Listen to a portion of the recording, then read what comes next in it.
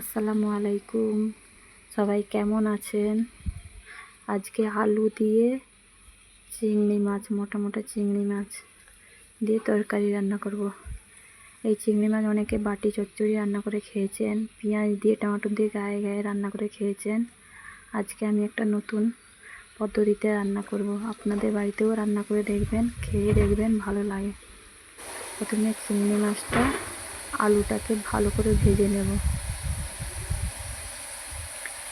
প্রথমে আলুটাকে ভালো করে তেল দিয়ে নুন আর হলুদ দিয়ে ভালো করে ভেজে নিয়েছি চিংড়ি মাছটাকে।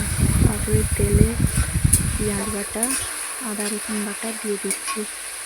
দেওয়ার পরে ভালো করে কষে নিতে হবে, আদা রসুনের গন্ধটা যাতে দূর হয়ে যায়।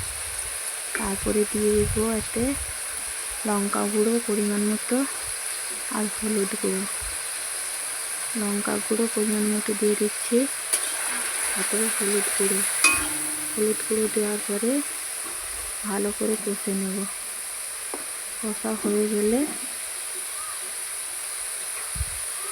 একটু পানি দিয়ে অল্প একটু পানি দিয়ে একটু মশলাটাকে ভালো করে কষে নিতে হবে, যাতে মশলা থেকে তেল বের হয়। তারপরে টমেটো পেস্ট করা দিয়ে দেবো। একটা টমেটো পেস্ট করে রেখেছিলাম, ওটা দিয়ে দিয়েছি। ভালো করে আরেকবার কষে নেব। কষা হয়ে গেলে ভালো করে একটু কষে নিতে হবে। যত তরকারিটা কষবেন তত টেস্ট তরকারি ভালো লাগবে।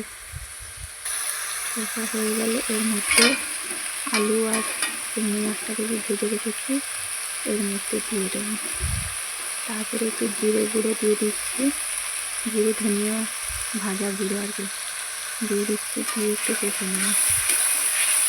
জিরে ধনিয়া ভাজা গুঁড়ো দিয়ে একটু কষে নিচ্ছি। তারপরে আলু আর চিংড়ি মাছ ভেজে রেখেছিলাম ওটাকে দিয়ে দিচ্ছি। দেওয়ার পরে ভালো করে আরেকবার কষে নিতে হবে। তারপরে কষা হয়ে গেলে এতে একটু পানি ঢেলে দেবো পরিমাণ মতো। পানি দেওয়ার পরে লবণটাকে একটু চেখে নিতে হবে। তারপরে 5 থেকে 10 মিনিট ঢাকা দিয়ে একটু রান্না করে নিলে তরকারিটা হয়ে যাবে। খুব সুন্দর টেস্ট খেতে। আপনারা বাড়িতে রান্না করে দেখবেন।